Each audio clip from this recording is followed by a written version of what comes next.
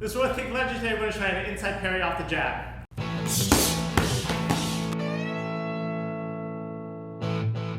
So we had a request from friend of the show and friend in real life, Eric Greenberg, about how to do that inside parry that we saw Conor McGregor do quite often at UFC 200 against Nate Diaz.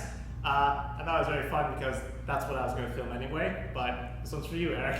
A lot of times we don't like the inside parry because we're just going to run into that rear hand. But the reality is, if we're slipping far off line, especially in more a boxing art, you can get away with it from time to time, right? The only time I feel like that is dangerous is when you're really against a lightning fast 1-2, which Nate was not throwing, right? So I've kind of got him figured out. I know I can slip that, or I can just go. But either way, I'm not facing kind of a lightning fast 1-2, in which case you're going to have some problems unless you have this left hand barrier up, which we'll talk about in a second. So I'm going to show this from the front. When the jab comes, I'm going to parry this way, right? We're used to this kind of thing, a catch, a parry, a slip to the outside. I'm going to parry and slip to the inside with a little step 45 degrees forward so I get more range to deliver my counter punch. We saw Conor not taking very much of the step because Nate was lunging forward with it, but you know, that's not really the right way to do this. You want to do it my way, which is taking kind of as much of a step as possible. I'm going to roll with that. I'm going to take as much of a step as possible so that I'm really making him run into my punch and I'm putting the punch forward. Especially if there's a height differential, right? If he's not really lunging at you and you're throwing this counter punch, you want maximum rotation, right? So my right knee is pointed at my left knee and I've got maximum shoulder rotation so that I get the range. I can throw this kind of like an overhand the way Conor did sometimes. I can throw this fairly straight. I can bob and throw it even upwards slightly, but either way, I'm trying to make that punch as long as possible. And then on the follow-up, we saw Conor throw that uppercut every now and again, but he was missing because he's out of range. So once I zoom out, I'm going to show we're going to shuffle forwards with that uppercut. And then today for the combo, we're going to follow that up with a straight chopping elbow. Beautiful thing about that is it leads into the clinch, right? Throw the knee, come out, brace the head, and hit the cross or hit the elbow, finish the combo. So on the jab, I'm going to inside parry and punch. And then I'm going to follow up with that shuffle forward. I'm either going to hit uppercut to the face or shovel hook to the body. And then shuffle forward to throw that elbow straight down the line. Grab it, pull him in first, finish the grab, fire the knee. Kurt showed me this kind of cool alternative to what my instincts are telling me, but I really like it. And I'm going to pull with my left, elbow to my hip as I take a little step back with my left. And I've anchored him to my elbow here, so I have some control, but there's a big lever with my hand. And I'm either going to throw the punch or throw the elbow, and then we're just going to stop it there for today.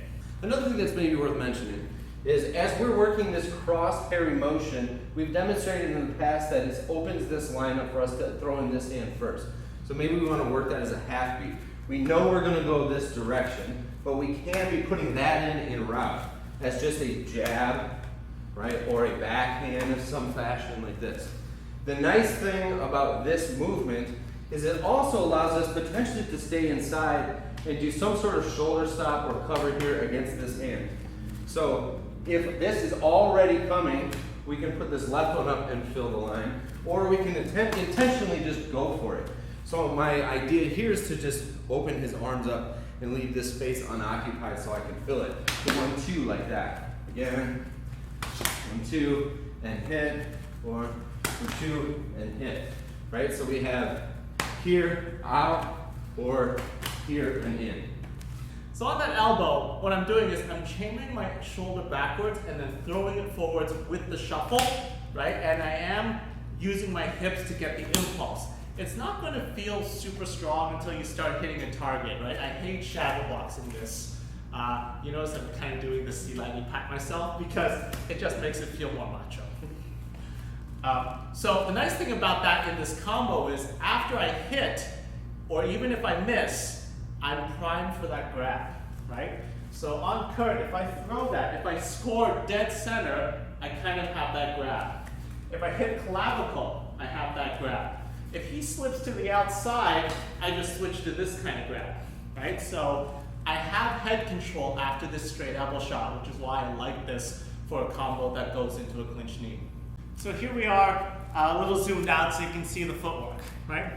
So inside parry, step off line, throw the punch. Right to left, shuffle forwards for the uppercut. Push shuffle forwards for the elbow. Grab, knee, land more in line with my left so that I have space to take it back with my left. My instinct usually after this is to step back with the right and turn right. But if you want to turn left, I find rather than stepping back and stepping back again, step straight down so that it's easier to make space for that left turn.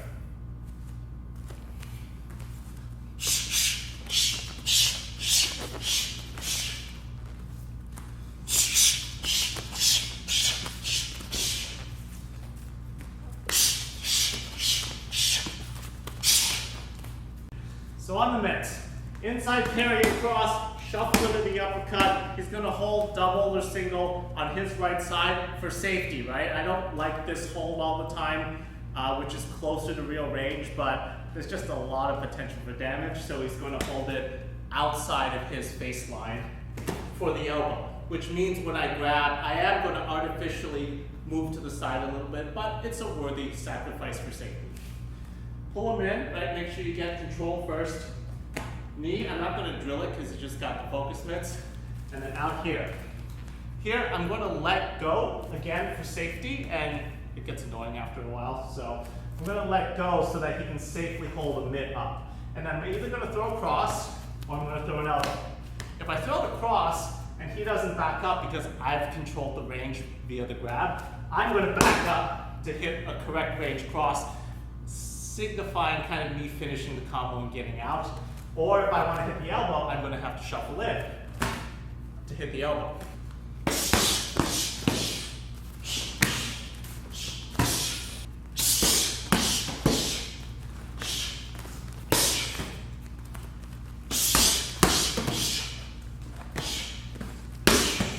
Come check out Kurt's classes at MTG Detroit. He does a lot of this kind of stuff. That anchor thing feels wonderful when you're doing it, but again, we're just loosening up a little bit for the pad drill. This is Roy Kurt at MTG Detroit. Keep your chin down and elevate your striking.